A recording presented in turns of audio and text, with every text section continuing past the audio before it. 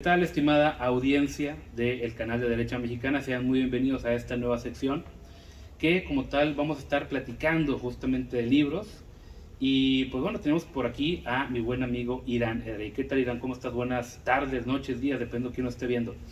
¿Qué tal, Abraham? ¿Cómo estás? Pues muy contento de iniciar este proyecto que traemos ya ahí en mente desde hace tiempo, en donde vamos a estar hablando de cosas pues interesantes, de libros sobre todo, ¿no? Haciendo, digamos, book reviews de libros especialmente de derecha, pero también de algunos otros, así que pues muy contento de iniciar este proyecto, brother.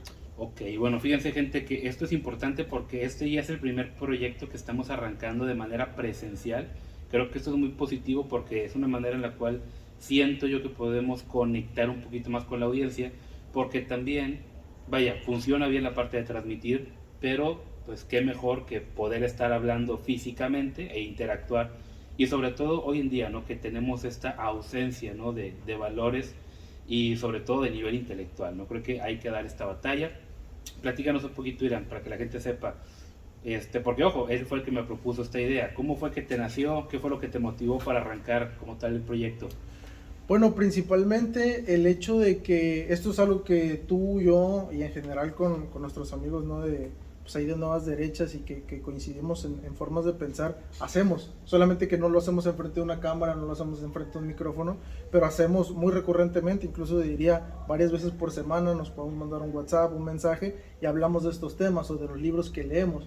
Entonces, bueno, me surgió de pensar, pues, ¿por qué no ponemos una cámara enfrente? Y seguramente del otro lado va a haber alguna persona que concuerde con nuestras ideas y quiera opinar en comentarios, etcétera, y también transmitirnos a lo mejor lo que nosotros no vimos de ese libro. De hecho, una de las cosas que yo disfruto al leer libros, que digo, actualmente me he enfocado mucho en el Kindle, pero la verdad es que me gusta mucho más leer en papel, principalmente también porque me gusta subrayarlos, los libros, rayarlos, etcétera, y también ver lo que otras personas pueden rayar en esos libros. Entonces, si por ejemplo yo te presto un libro, me ha pasado esto, te presto un libro y tú me dices, oye, ¿lo puedo rayar esto? Claro, porque después yo puedo ver qué ideas tuviste que a lo mejor yo no pude ver. Entonces yo creo que también es esta parte de que haya otras personas que puedan escuchar lo que nosotros vemos de los mismos libros que ellos leen, me pareció muy interesante, hermano. Ok, bueno, fíjate que eso podría dar justamente para un tema específico porque definitivamente el tener un libro en físico, pues vaya, es incluso parte de una herencia material, ¿no? O sea, en este caso vamos a empezar a arrancar con este libro que muchos ya lo conocen, es un libro que en su momento desató mucha polémica, el famoso libro negro de la nueva izquierda. Y esto es importante porque yo estoy completamente consciente, yo también leo en Kindle, leo en el iPad, pero va a llegar un punto en el cual todos los libros que sean críticos con el sistema globalista al cual nos estamos enfrentando, le van a dar un switch y le van a dar para abajo. Yo estoy completamente consciente de eso, entonces la resistencia va a estar justamente en el papel. Hoy en día hay muchísimos, y esto lo platicaba también mi buen amigo Sergio, Sergio no Maldonado, Sergio Mendiola, y él comentaba esto, que hace 10 años tenías un montón de blogs y tenías un montón de links y tenías un montón de páginas web con un montón de información. Y hoy en día, por ejemplo, te metías a Wikipedia y muchísimos de los links que eran la referencia a noticias de antes ya no existen. Entonces, ¿qué onda con eso? No, es que algo que pones en internet ya es imposible que lo borren. ¿Están seguros que es así o no? Entonces, mira, esto pasa muchas veces con contenido que es explícito dentro de la índole sexual, pero contenido que tiene que ver, por ejemplo, con noticias, vaya que sí se baja y a menos que tú le hayas tomado captura, pues ya no lo vuelves a recuperar. Entonces, por eso el tener una herencia en papel, en físico, es algo muy importante.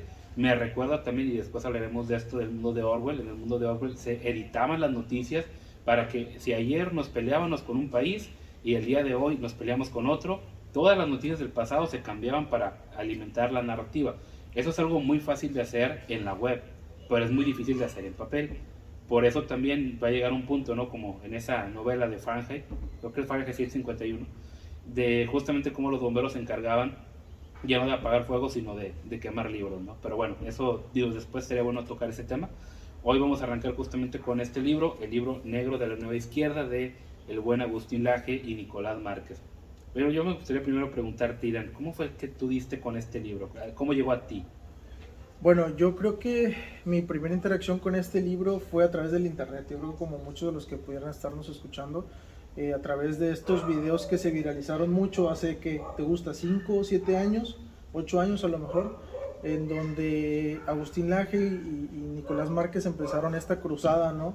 A abrir campo acerca de este tema que en ese tiempo no se hablaba y que fue justamente tan polémico precisamente porque nadie conocía este tema y el discurso y la narrativa oficial hacía que cualquier persona que no estuviera de acuerdo con esta narrativa pues fuera crucificado en el momento, ¿no? Entonces nadie, aunque a lo mejor tuviera la chispa o la iniciativa de quererlo hacer, pues como que nadie se animaba precisamente por eso, porque era ir en contra de todo un sistema que recién estaba estableciéndose, ¿no? Entonces cualquiera que hablaba, cualquier disidente era muy viralizado, para mal, sobre todo para mal.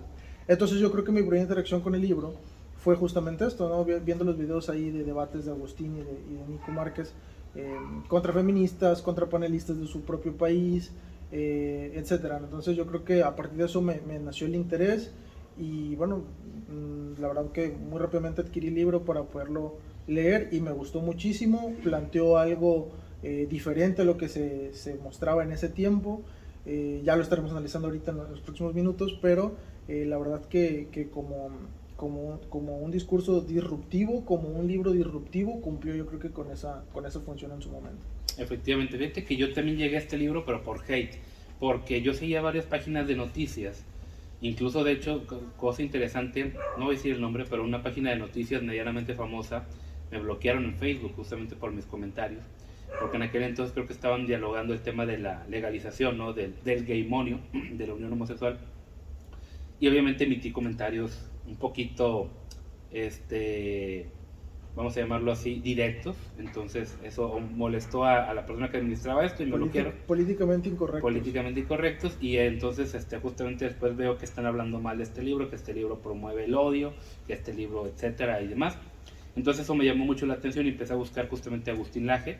Me apareció primero Agustín Laje.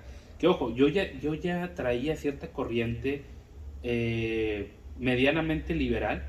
O sea, obviamente no libertaria progre, pero sí liberal en algunos aspectos, sobre todo por Gloria Álvarez. Yo primero tuve interacción con Gloria Álvarez que con Agustín Laje. Sobre todo me gustó cómo abordaba todo el tema del marxismo, del comunismo, los resultados que dio. Y luego veo este libro que justamente se enfoca en hablar del cambio que hubo entre la izquierda, pues obviamente estuvo excelente, ¿no? Creo que también un punto importante dentro del marketing es de que el libro negro de la nueva izquierda tuvo que ver también, o tiene cierta correlación con el famoso libro negro del comunismo. Nosotros que somos millennials tal vez no nos tocó ver este boom, pero cuando sacan el libro negro del comunismo, justamente unos franceses, pues es un shock mediático, porque teníamos intelectuales, artistas, políticos de todo tipo, que te hablaban de que el comunismo era la octava maravilla del mundo y que lo mejor era estatizarlo todo y que lo mejor era regalar, dar dádivas y cuanta cosa, la revolución sexual y demás. Entonces, cuando ellos hacen esto, pues reciben muchos ataques, ¿no? También Alexander Solzhenitsyn con su archipiélago Gulag y demás, ¿no? Entonces, cuando tú, es que fíjate, tuvo muy buen marketing, porque ese libro negro de la nueva izquierda emula el libro negro del comunismo, está enfocado en desmitificar todo este relato izquierdista, y luego aparte te pone al Che Guevara maquillado.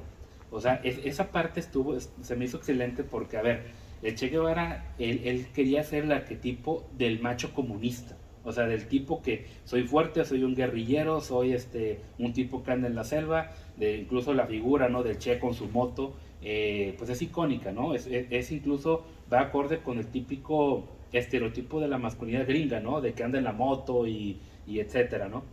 Entonces, te ponen al Che Guevara pintado, pues dices, o sea, es un shock, ¿no? En ese sentido. Que ojo, dato interesante, el Che Guevara tenía asma, padecía mucha asma, pero una manera en la cual él luchaba contra el asma, fíjate que era fumando. Es una completa estupidez, efectivamente. Pero el Che Guevara decía, yo puedo contra mi asma, yo le voy a ganar a mi asma, entonces yo sigo fumando en un acto revolucionario de decir que estoy luchando contra esto, ¿no? Entonces te digo, lo que el Che quería proyectar de sí, a cómo lo ponen, pues obviamente es un shock. Y creo que también demuestra la incoherencia de las izquierdas al usar ejemplos, por ejemplo, que te hablan de Marx, o te hablan de multiculturalidad, o te hablan del Islam, o te hablan del Che, cuando estos tipos son completamente contrarios a su agenda. O sea, es como, por ejemplo, los ridículos en Europa que andan marchando de que sí, viva Hamas, y a la vez traen su banderita LGBT. Claro. O sea, ya me Digo, honestamente no quisiera que se toparan con un tipo de Hamas, de Hamas, con justamente la banderita LGBT.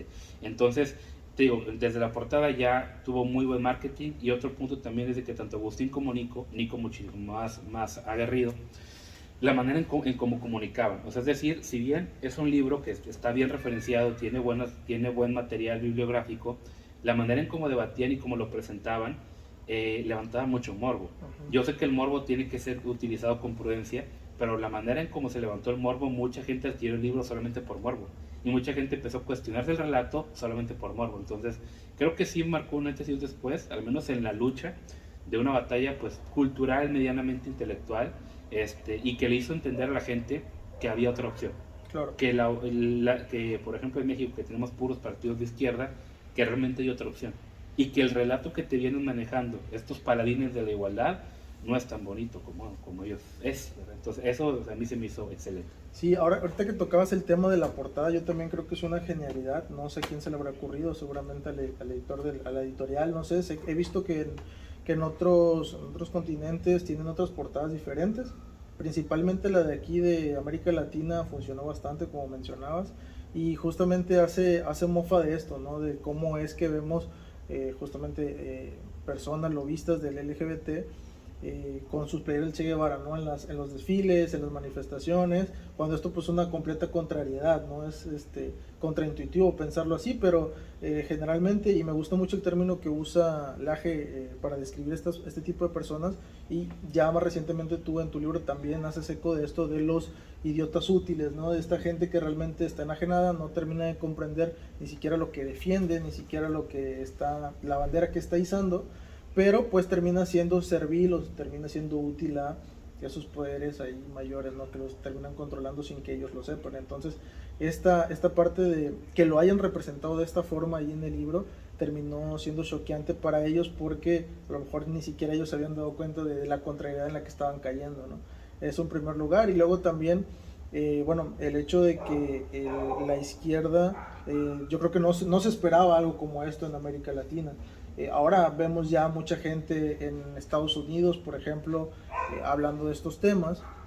Vemos el movimiento de lo que es el Daily Wire, que se está levantando en Estados Unidos, pero de 2015 para atrás yo no había escuchado nada relacionado con esto. Y ya iremos entrando en tema acerca de la patada inicial que da Agustín Laje en la introducción de este libro.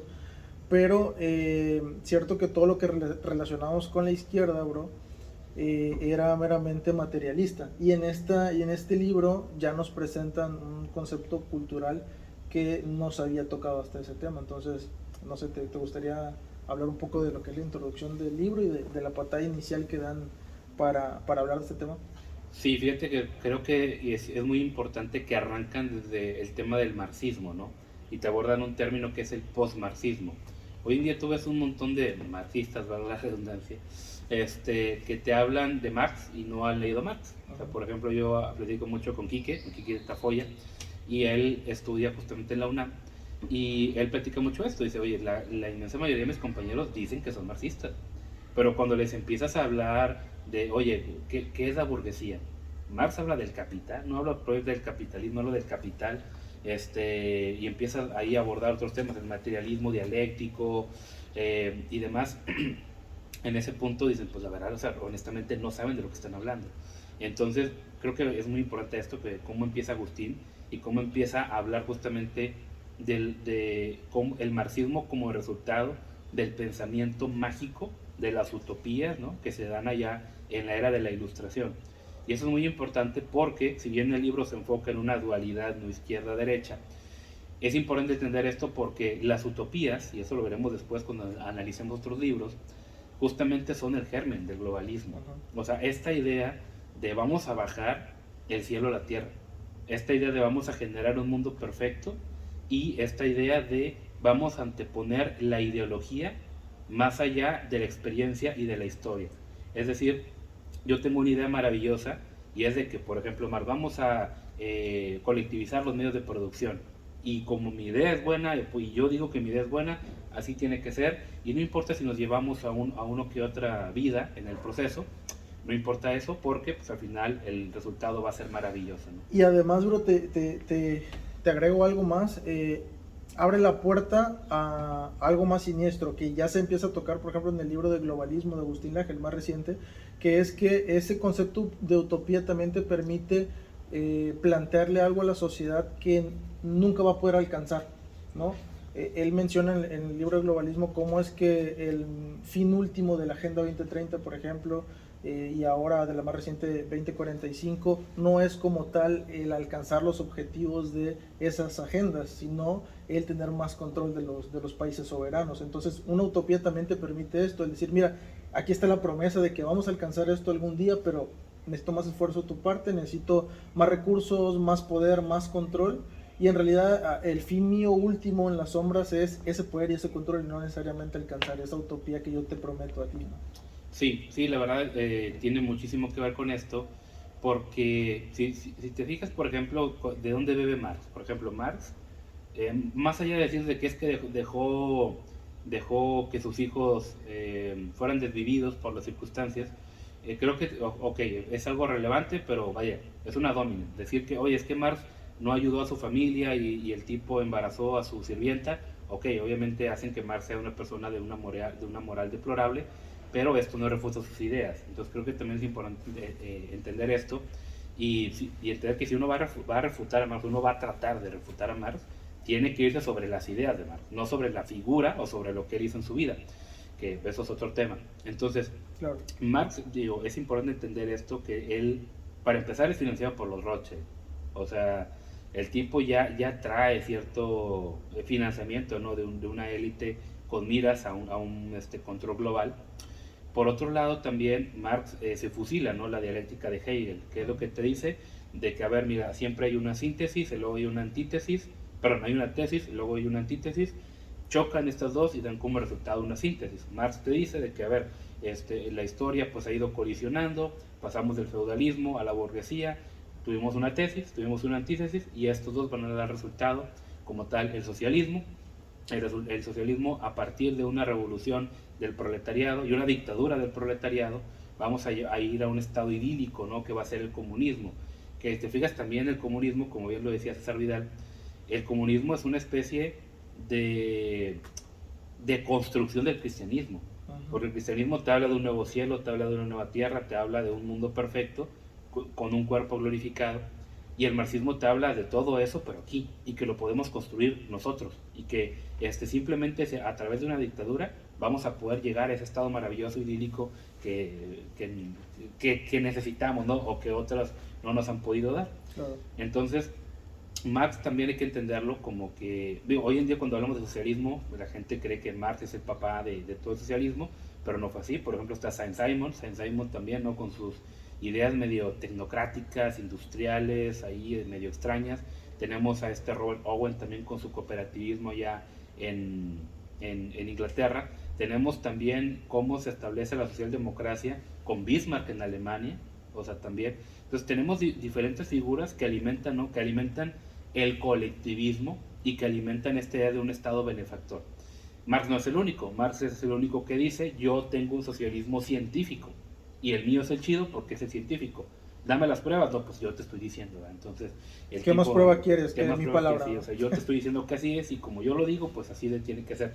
Es interesante porque Marx, según he investigado, nunca debatió en su vida.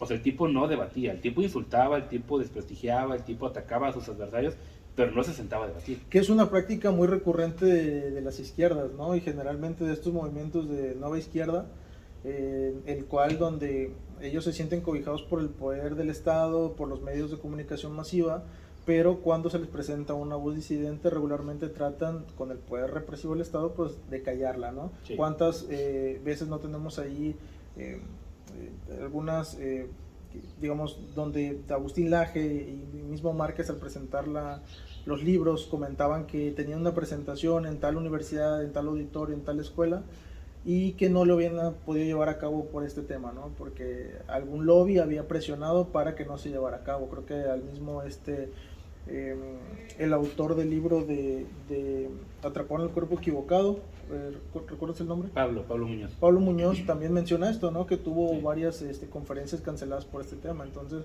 sí vemos que termina siendo una práctica recurrente de la gente de la izquierda. Y inicialmente, cuando no se conocía este tema y no se conocía la forma de abordarlo de Laje y de Márquez, sí había muchos programas en donde se invitaba una contraposición, una persona o dos o tres personas que defendían las posturas de izquierda, las posturas progresistas, y debatían de ciertas ideas, pero a medida que se fue conociendo que no solamente ellos traían mejores argumentos, estaban mejor preparados y daban mejor batalla que sus contrapartes, sino que además les pasaban por encima, o sea, realmente no era una lucha de ideas, sino que realmente siempre terminaban ganando, y precisamente yo creo que era lo que mencionabas hace rato, ¿no? Del morbo, y de que realmente ellos siempre terminaban acabando con sus contrapartes en los debates, que después de un tiempo ya dejaron de debatir. Actualmente yo ya no encuentro, si tú pones debates de Agustín Laje o de Márquez, actualmente es muy raro encontrar algún debate ya actual, habrá alguno que otro, pero ya es muy raro porque ya nadie se quiere enfrentar a ellos realmente, o sea, y generalmente las personas de izquierda, ¿no?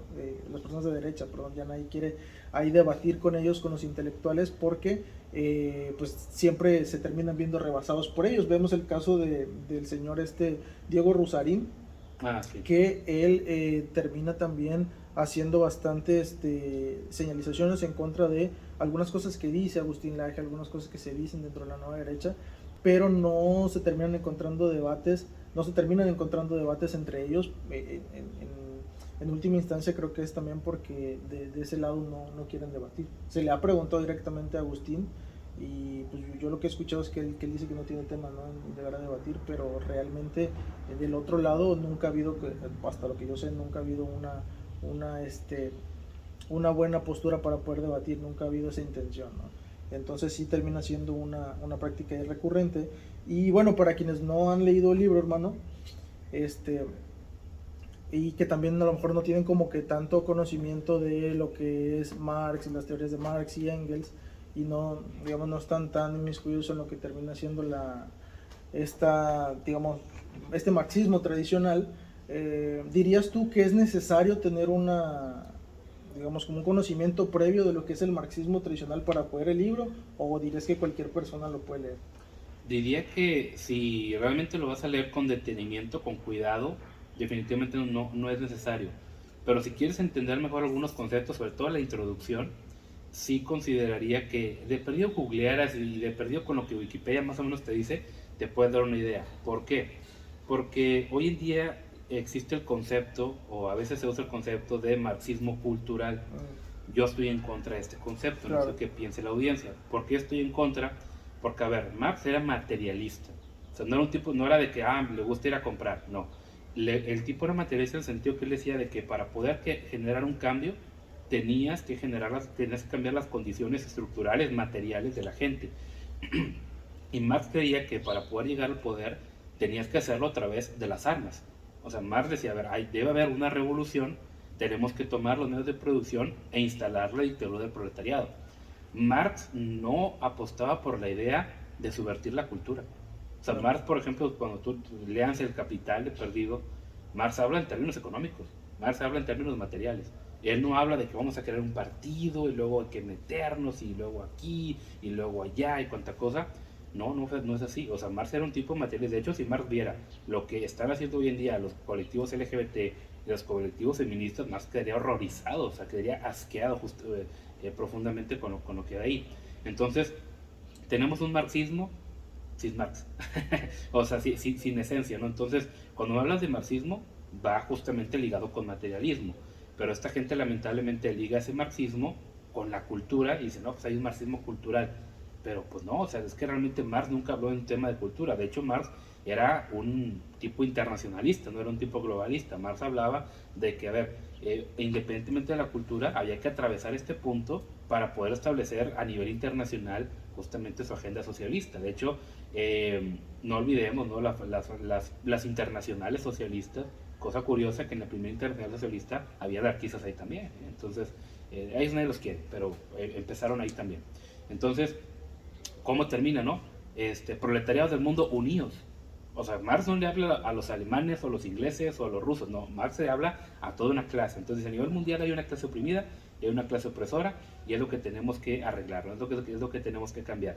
Que justamente de ahí esta rama de la agenda globalista, que es la agenda pro, la agenda woke, toma ese concepto para decir, bueno, mira, Marx hablaba de que el burgués oprime al proletariado, yo hoy voy a sacar que el hombre oprime a la mujer, que el hombre blanco oprime al hombre de color, que el hombre heterosexual oprime al hombre homosexual y que el hombre cristiano oprime al hombre no cristiano. Entonces yo cambio los sujetos de la revolución los cambio, el sujeto enemigo no lo cambio, pero la esencia sigue siendo la misma, ¿no? Claro, creo que das en dos puntos clave. El primero, donde mencionas acerca de que hay un error en la terminología que se usa, ¿no? Esta de como marxismo cultural. Y bueno, yo creo que sería el primer error que yo encuentro en este libro, porque si bien no recuerdo que explícitamente lo pongan, pero sí en sus campañas, en sus giras, cuando hacían promoción al libro, ellos utilizaban este término, marxismo cultural. Entonces yo sí creo que, como bien atinadamente mencionas, pues está mal empleado, y actualmente no sé si lo siguen utilizando. No, de hecho ya tiene mucho que la AG se desdijo de ese término. Fíjate que no creo que él lo mencionara, sino que más que nada tiene que ver con Gramsci, porque Gramsci sí aposta por Gramsci era un marxista, o Gramsci era un marxista italiano, que él sí apuesta por la cultura. Okay. O sea, él sí habla de que, a ver, el marxismo, como Marx lo concibió, no debe ser así. Lo que tenemos que hacer es cambiar la manera en cómo instauramos la dictadura del proletariado. O sea, él veía en transformar la cultura, o más bien el cambiar los medios, pero el fin iba a ser el mismo, el cambio de las condiciones materiales. Que hoy en día, te digo, esta parte de la cultura ha sido secuestrada no solamente por el marxismo, sino por una agenda globalista. Por ejemplo, la agenda progre no es marxista. ¿Dónde está el marxismo ahí en la agenda progre? O sea, al contrario, muchos progres usan argumentos liberales, ¿no? También, entonces, es algo que la agenda globalista traspasa, ¿no? En este sentido, y pues ahora sí que se puede usar para diferentes fines. Por ejemplo, incluso la agenda globalista pudiera usar una concepción conservadora del mundo para establecer un estado medianamente totalitario, como Polonia. Polonia, no, que es que ya son católicos y que defienden la tradición. Sí, pero están siendo usados para copiar a Rusia, y en dado caso, Polonia pues puede ser destruida, ¿no? No pasa nada, es como que el títere que están ahí moviendo para otros fines, eso es globalismo, ¿no? Entonces te digo, hoy en día creo que esta visión, ¿no? Se queda cerrada, pero al menos sí nos sirve para entender a un nivel, vamos a llamarlo así, a un nivel político nacional, cómo operan distintas agendas, ¿no? Pero definitivamente hay que escarbarlo otro poquito. Claro, sería bueno preguntarnos, y digo, antes de llegar a la pregunta de quién es el responsable de este cambio cultural o de este enfoque materialista, traspasarlo al enfoque cultural. Ya mencionaste a Gramsci, ya lo mencionaremos ahorita, pero me gustaría leer una parte de aquí del libro que me pareció interesante y que también termina dando como que más luz a lo que venía siendo el marxismo tradicional, o lo que era el socialismo antes de lo que nosotros conocemos como la izquierda actual. Y mira lo que dice Agustín Laje en cuanto al marxismo tradicional.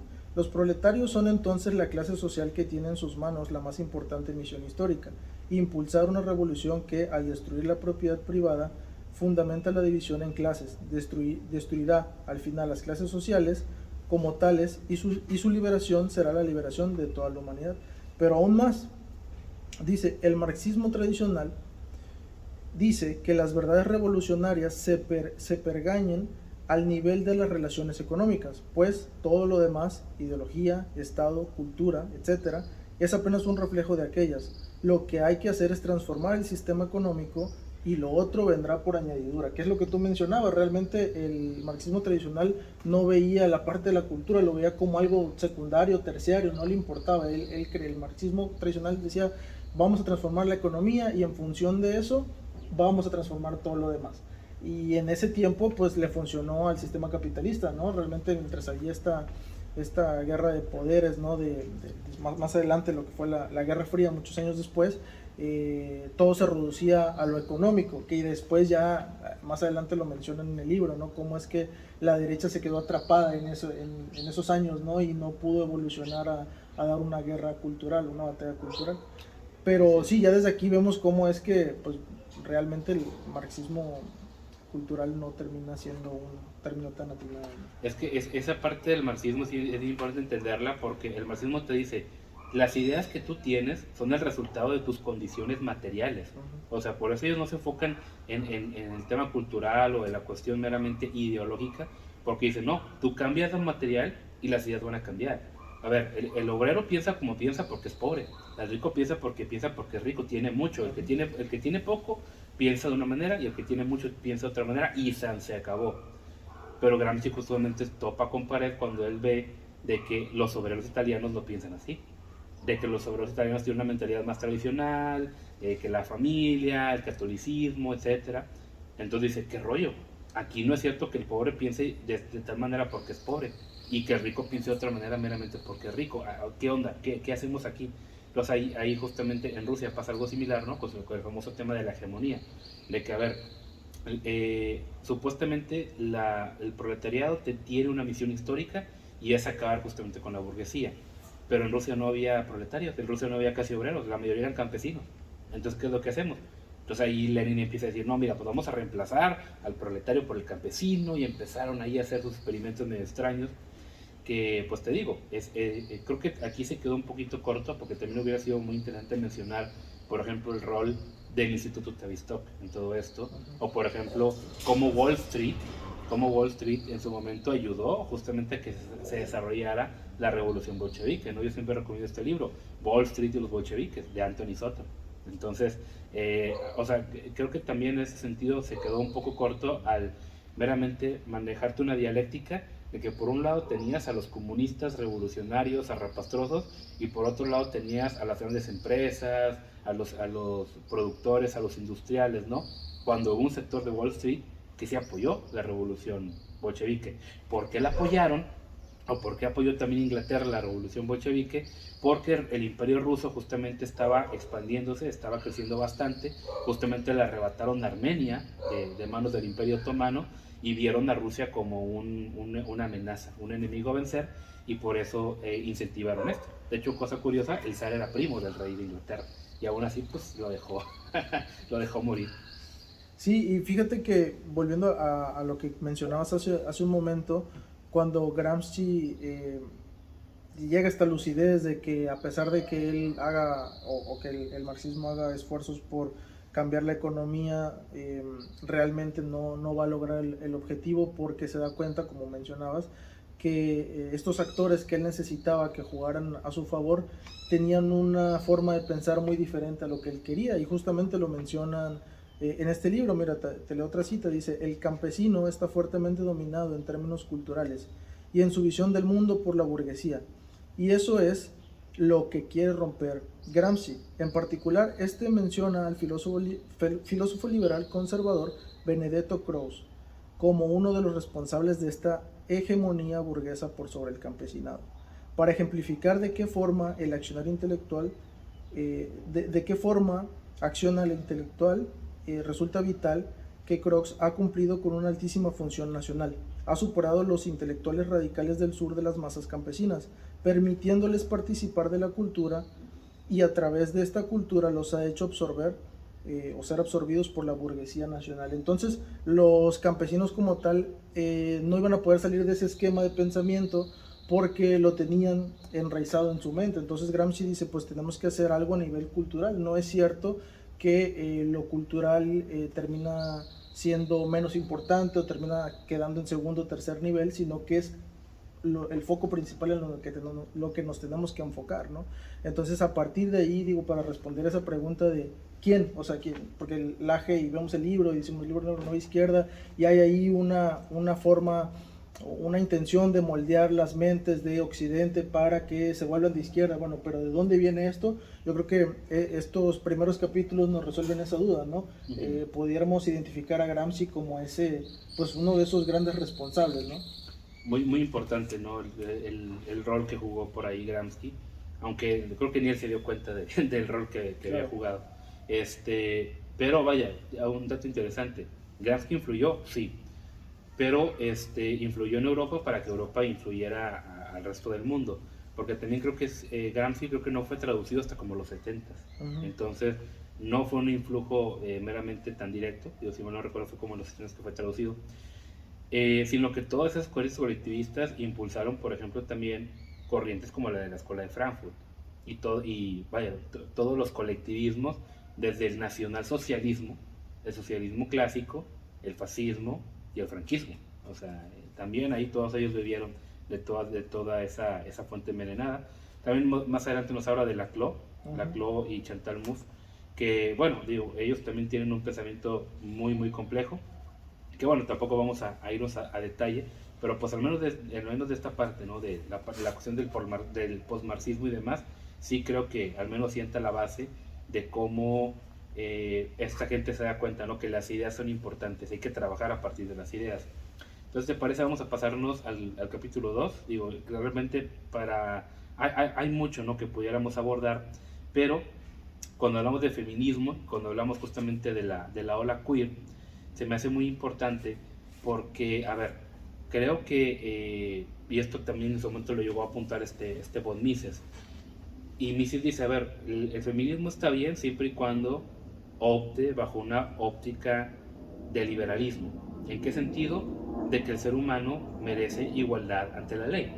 O sea, una mujer debe trabajar, debe poder estudiar, debe poder tener su propiedad, porque es un individuo, porque es un ciudadano, simplemente por eso. O sea, no hay que quitarle menos mérito por eso, pero si va más allá de una igualdad ante la ley propuesta por el liberalismo clásico, efectivamente este movimiento se va a desvirtuar.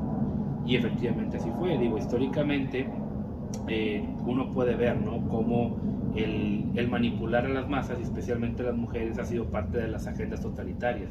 Por ejemplo, lo dice el mismo pintor austriaco. El pintor austriaco tenía una óptica de manipular a las mujeres es fácil. Entonces, una manera en la cual puede llegar al poder es manipular el voto femenino, ¿no? Entonces creo que el feminismo arrancó bajo una óptica de igualdad ante la ley, arrancó bien en ese sentido, pero cuando ya vio al hombre como el enemigo y cayó en esta lógica de la dialéctica de clases y lo transformó en una dialéctica del género, ya ahora sí se echó a perder todo eso, ya se volvió un mugrero, porque ya no solamente hablaban de una igualdad ante la ley, sino que ya se fueron a una batalla de sexos que es antinatural. O sea, el feminismo es un fracaso y ha seguido fracasando y seguirá fracasando porque el feminismo no está pegado a la realidad. Históricamente el hombre nunca ha visto a la mujer como un enemigo. El hombre ha visto como enemigos primero a los hombres de su grupo y luego a los hombres de otras comunidades. La mujer siempre históricamente para el hombre ha sido el premio. Objeto Entonces, de protección. sí o no, vaya, históricamente la mujer, hay quien dice es que la mujer se le veía como un hombre defectuoso, aquí no dice eso, pero el hombre veía a la mujer con la capacidad intelectual de un niño. O sea, no debe tener derechos porque no tiene la capacidad intelectual para gobernarse a sí mismo. Era un pensamiento que existía antes, ¿no? La mujer es irracional, no piensa, es ilógica, no le des derechos. ¿Por qué? Porque simplemente no puede ejercerlos. Muchas veces dice, es que había machismo. Sí, había una óptica medianamente supremacista en este sentido, pero el argumento no era que la mujer, que la mujer fuera algo despreciable, sino que la mujer tenía menos capacidades intelectuales y de la misma manera que un niño no le podía dar derechos porque no tiene la capacidad intelectual para ejercerlos, la mujer era igual. Sí. Ese era el pensamiento. Entonces no era un pensamiento supremacista, ¿no? Como el de el Ku Klux Klan o otra cosa, sino que era un pensamiento erróneo, estamos de acuerdo en eso, que pues era muy simple. La mujer no tiene el nivel intelectual, no tiene la capacidad de razonar, tiene un cerebro más pequeño, no le des derechos.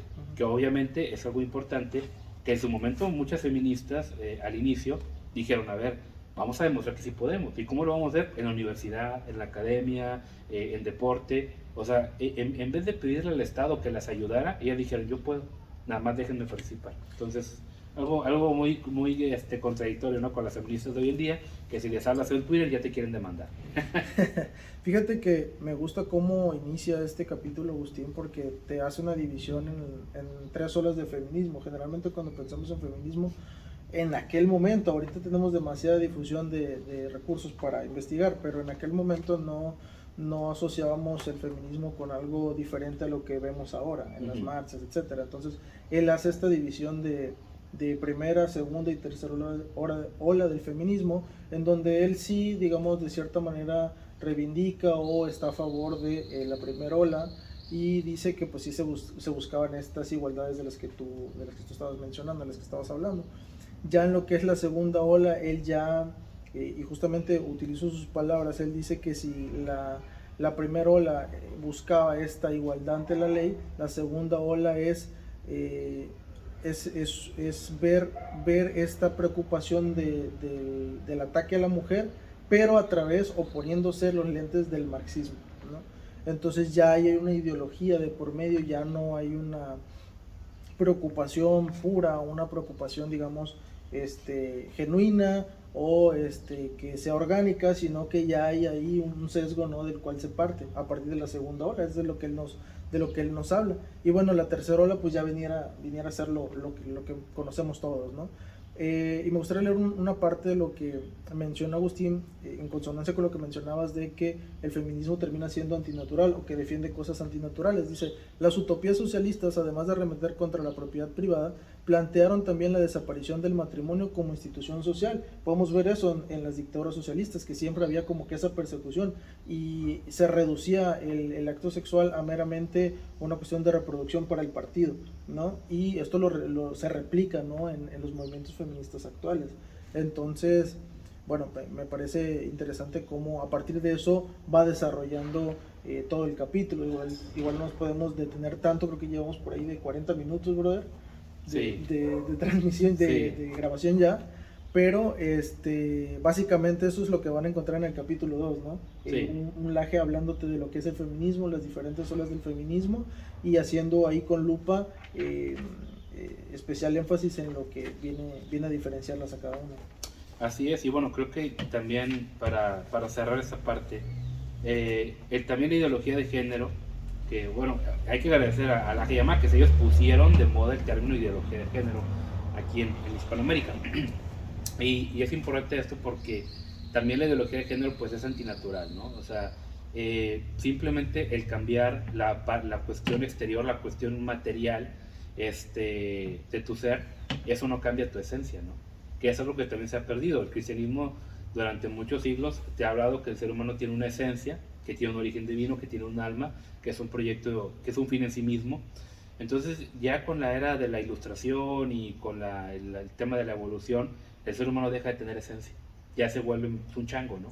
Entonces, si cambiamos exteriormente, pues también o sea, como ya no hay esencia que cambiar, somos puros accidentes, ¿no? Como diría Aristóteles. Claro. El accidente, digo, ojo, para la gente que, oye, ¿cómo que accidente? Accidente para Aristóteles son aquellos atributos contingentes, que es contingente aquello con lo cual, si te lo quitan puedes vivir, aquello que no es necesario, ¿no? Entonces, un accidente, por ejemplo, para nosotros sería el cabello. ¿Puedes vivir sin tu cabello? Sí, o sea, es un accidente, es un elemento que lo tengas o no lo tengas, no cambia en ti. Justamente como ya no tenemos esencia, o como ya no tenemos esencia en este mundo postmoderno, pues ahora sí, con que cambies físicamente, ya con eso es suficiente, ¿no? Si tú quieres ser mujer, ponte una peluca y ya con eso eres mujer, ¿no? O sea, o incluso otros más allá, si tú piensas que eres mujer, eres mujer. Entonces, ya algo que va completamente en contra, ¿no?, de la propia naturaleza, que va en contra de la esencia misma del ser humano. Y justamente esto es importante, ¿no?, y nos introduce para terminar con los últimos capítulos, digo, porque si no, no acabaríamos nunca, sobre todo la parte 2, que justamente el ir contra la naturaleza ha traído una gran parte de desgracia, ¿no?, para el ser humano, en este sentido, de que hoy en día te hablan, ¿no?, de que libérate, de que tú dale rienda suelta a tus apetitos sexuales y demás, y justamente Nico Márquez no aborda el tema de la homosexualidad, pero pues Nico Márquez aquí es muy claro en esto, y saber, el homosexual en su gran mayoría tiene problemas mentales, o sea, tiene temas de depresión, tiene temas de ansiedad, problemas de drogas, vive menos, el tema del SIDA, ¿no?, el tema de la promiscuidad. Entonces, incluso también, esto ya no lo menciona Nico Márquez, pero esto ya es un complemento aparte. Hay estudios, ¿no?, que comprueban de que muchas veces las parejas lesbianas, la violencia entre parejas lesbianas siempre van involucradas con alcohol o con drogas, muy diferente a las parejas heterosexuales. De hecho, si uno analiza las parejas heterosexuales y homosexuales, de hombres y homosexuales mujeres, lesbianas, las parejas de homosexuales son muchísimo más violentas, y sobre todo las mujeres, ¿sí? Entonces, esto me parece bien, bien importante, porque así como tenemos, el ser humano tiene necesidades naturales, no básicas, como lo es comer, como lo es dormir, como lo es la sexualidad. Es una necesidad hasta cierto punto, ¿no? Aunque si no comes te mueres, si no duermes te mueres, pero si no tienes sexo no te vas a morir, eso también es importante aclararlo. Así también estas pueden derivar en trastornos, pueden devenir en trastornos. Por ejemplo, un trastorno alimenticio puede ser la anorexia, puede ser la bulimia, puede haber trastornos del sueño. La sexualidad, que es natural, puede también tener trastornos, como lo es en este caso la homosexualidad, o como puede ser también tanto en su versión masculina como la versión femenina, ¿no? Que obviamente genera muchísimo daño al cuerpo. E incluso Pablo, ¿no? Pablo lo hizo de una manera muy, muy clara cuando él dice que realmente entre dos hombres no hay una relación sexual. O sea, porque la relación sexual propiamente establecida es entre un hombre y una mujer. Claro. Lo que hay entre dos hombres es una masturbación. Es un hombre dándose placer con el cuerpo de otro ente masculino. Pero dice, eso no es una relación sexual. Eso es otra cosa. Y lo hizo de una manera muy clara, pero es que es cierto, Pablo es psicólogo, ¿no? O sea, él entiende muy bien esta parte. Entonces, esta última parte, digo, no quiero que la confundan de que, ay, no, están difundiendo el odio. No, justamente creo que este es un problema, porque pues, si un homosexual quiere vivir su vida, pues que la viva. El problema es cuando esta agenda de la homosexualidad ya ha sido secuestrada y ha sido instrumentalizada para imponer una política, o una agenda política más bien totalitaria. Creo que ya ese es el problema, y es justamente lo que van a encontrar en la parte 2 de Nico Márquez, de cómo justamente a partir, ¿no?, de esta distorsión de la sexualidad se empieza a introducir el tema del aborto, se empieza a introducir el tema de tienes que estar de acuerdo con que dos tipos se casen, cuando realmente pues eso no tendría por qué ser así. O sea, yo siempre también lo he dicho, yo no tengo ningún problema con que dos tipos quieran jugar a la casita, que jueguen a la casita, no pasa nada. El problema es de que quieres que otras personas sean partícipe en tu distorsión de la realidad. Y lo más grave, cuando se les quieren dar niños. Y claro, volvemos a lo mismo, o sea, vamos a las estadísticas. El gran problema tiene que ver con que el homosexual es más promiscuo, tiene más problemas mentales, tiene más problemas de salud, es más inestable en muchos aspectos. No le vas a dar un niño. No, y generalmente cuando hay niños que se crían en casas de parejas homosexuales, la tendencia a que ellos también practiquen este tipo de conductas es mayor que si nacen y se desarrollan en una casa heterosexual, ¿no?, con padre y madre. Entonces también vemos ahí esa tendencia. Y sí, justamente pues Nico Márquez habla acerca de esto, y también me gusta cómo es que habla acerca de este término de homofobia, ¿no?, que a todo lo que no sea acorde a lo que yo quiero, pienso y creo, le vamos a llamar fobia, ¿no? Te vamos a patologizar, como lo menciona, ¿no? Te vamos a utilizar a ti como objeto de señalización, te vamos a señalar, te vamos a decir que tú estás prácticamente enfermo porque no piensas como yo quiero que pienses, y no haces eco de los discursos que yo tengo. Entonces, este concepto de la homofobia, que en su momento cuando comenzaron los ideólogos a hacerla pública y a escucharse en todos los medios de comunicación y etcétera, causaba mucho temor, hermano. O sea, la gente no quería, ¿sabes qué?, tener nada que ver con este concepto, porque era un señalamiento brutal hacia la persona, y era perseguido mediáticamente, ¿no? O sea, eran muy pocos los que se atrevían a hacer una crítica en cuanto a esto, y era porque precisamente la izquierda tuvo a bien el encontrar esta forma de pues tener a la gente maniatada, ¿no?, para evitar que profirieran discursos en contra de la narrativa oficial. Y una de las formas en que lo encontraron hacer fue justamente con este término de fobia, todo lo que no, homofobia, transfobia, xenofobia, etcétera, etcétera. Sí, era una manera de atacar y a cierto punto neutralizar al disidente, ¿no? O sea, porque tú lo acusabas ya de que, eres homofóbico, pues en ese momento la gente automáticamente entraba en un shock. Que justamente el abuso de esta palabra y el abuso justamente de esta agenda, lo que vino provocando es de que ya mucha gente, pues aunque no lo sea y aunque no odien a los homosexuales, te dicen, yo soy homofóbico, yo soy racista, sí, yo soy no sé qué y no sé qué y no sé qué.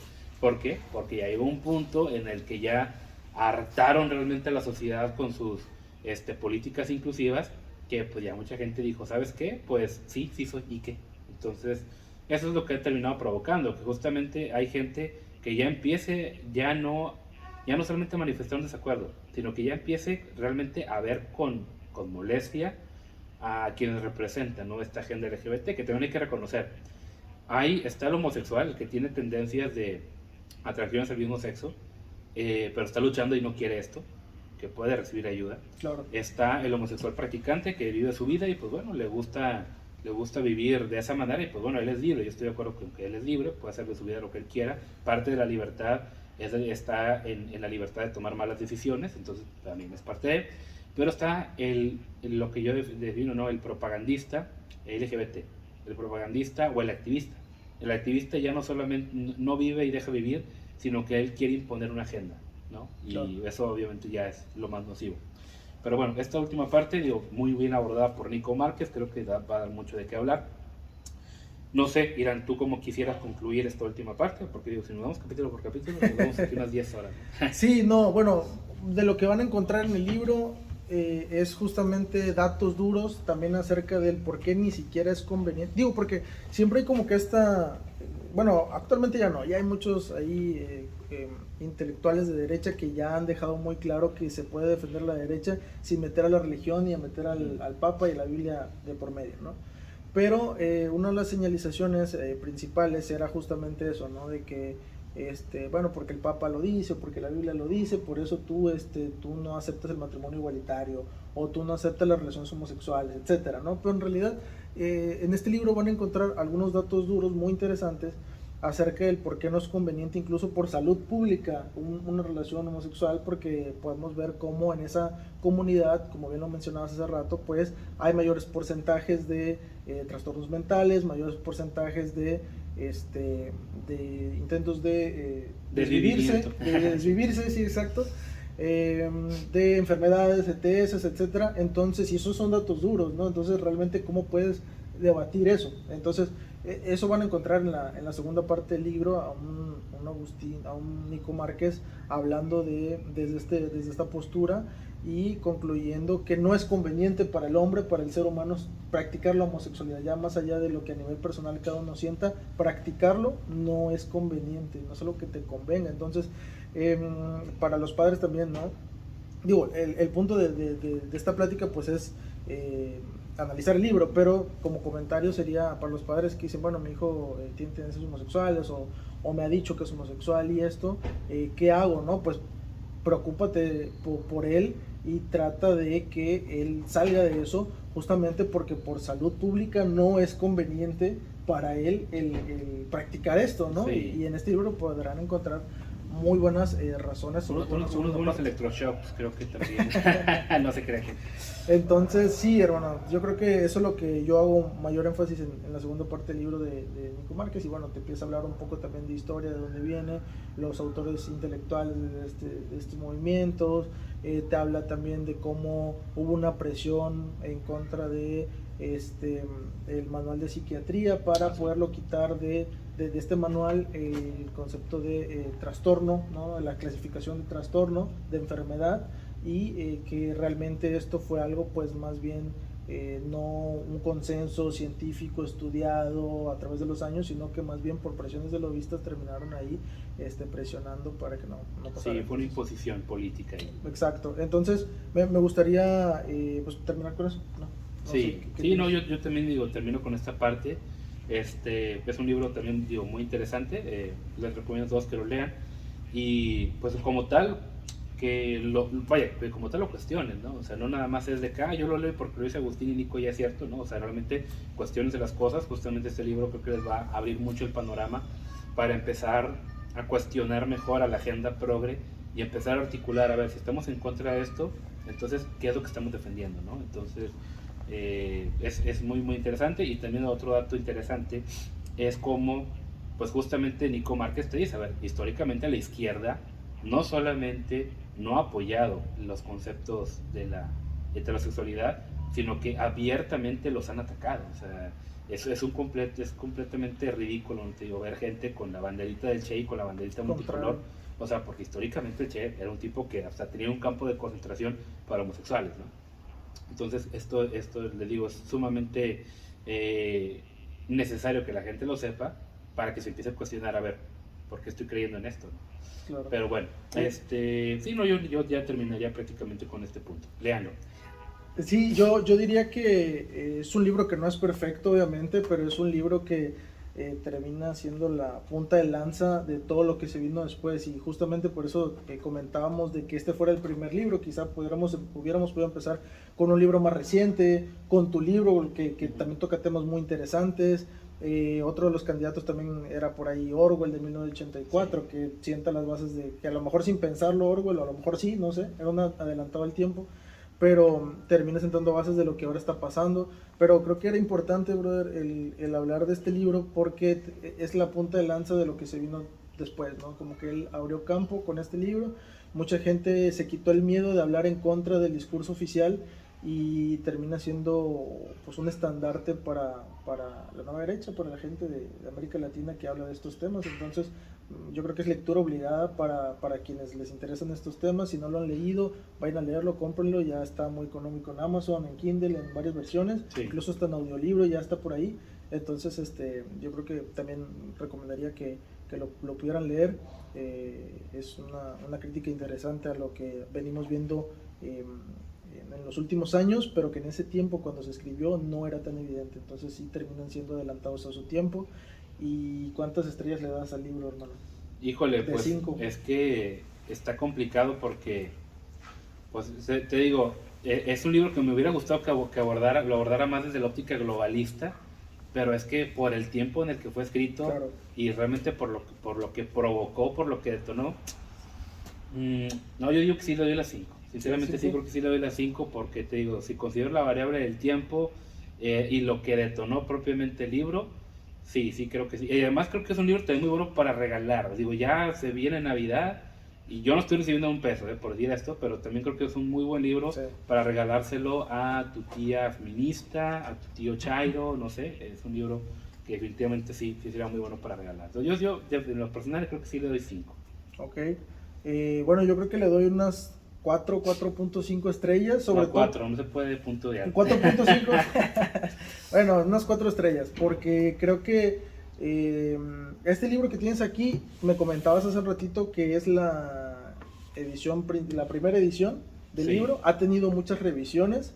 El libro sé que ya estamos como en la 4ª revisión, la verdad no les mentiría, no sé exactamente cuántas revisiones haya, pero sé que he tenido varias. En primera instancia por temas ahí creo que tanto de ortografía como de dicción, y también por un tema ahí que Agustín Laje él lo ha mencionado en algunas entrevistas, que él había abordado un tema desde un punto y después lo termina se termina desdiciendo del tema. Ahí les vamos a traer el dato en el próximo es el mariachi, Es lo del mariachi, sí, que supuestamente había una noticia que eso resultó ser una fake news, bro. Sí, una fake news, exacto, de que querían eliminar el mariachi. Sí. Pero vaya, realmente esa noticia no aporta nada ni desdice nada. O sea, sí. Es como que un dato más de las estupideces de las feministas, ¿no? Que creo que hay mucha tela donde cortar, ¿no? Sí. Pero vaya, sí, efectivamente hubo un error ahí, en una fake news que cayó. Que ojo, autores desgraciados como Yuval Noah Harari incluso levantaron una página web de correcciones de sus libros. O sea, el tipo tenía todo el presupuesto del mundo y todo el tiempo y demás, y aún así cometió un montón de errores y tuvo que armar una página web para decir, oye, ¿sabes qué? Aquí me equivoqué. Entonces, si consideras eso con Agustín, que realmente era en ese momento era un poco conocido y demás, digo, yo más que nada le doy esas 5 estrellas por todo el contexto. Por lo que representa. Y cómo llegó a eso, ¿sí? Sí. Si hubiera sido un libro de servidal ahorita, sí, a lo mejor sería un poquito más exigente, ¿no? Porque ya tiene muchísima más trayectoria, pero pues sí, bueno, incluso aquí, no, no creo que se alcance a ver, pero la foto de Agustín Laje aquí, fíjate cómo se ve. De hecho, dice que O en sea, ese tiempo le decían Babyface. Sí, o sea realmente, o sea, se ve como decimos aquí en el norte, se veía un huerquillo, ¿verdad? Sí, sí, sí. No, sí, yo creo que me quedo con 4 también, digo, no es un libro perfecto, tiene ahí cuestiones, yo también soy más de lo que menciona César Vidal en cuanto a izquierdas y derechas, él no lo ve así, él lo ve diferente, pero entiendo como dices que la lectura que se hacía en ese tiempo era prácticamente nula, o sea, la lectura de esto que está pasando, de esto que estamos hablando, era nula y ellos vienen a abrir, pero me quedo con 4 estrellas, hermano. Muy bien.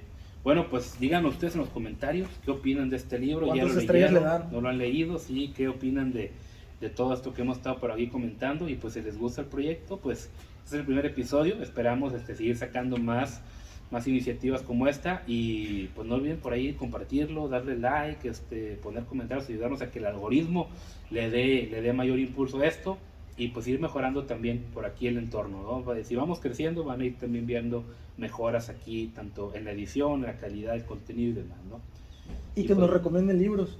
Recomienden los libros también, si los quieren regalar también con mucho gusto, tanto a Irano como a mí, no tiene que ser a los dos precisamente, pero también recomienden libros, es muy importante eso y poco a poco vamos a ir fomentando la cultura de la lectura que tanta falta nos hace en México. Bueno, gente, hasta luego. Muchas gracias a todos aquellos que nos han visto y que nos verán en un futuro. Y como siempre me despido diciéndoles, el socialismo no funciona y a los hechos no les importan tus sentimientos. Hasta la próxima.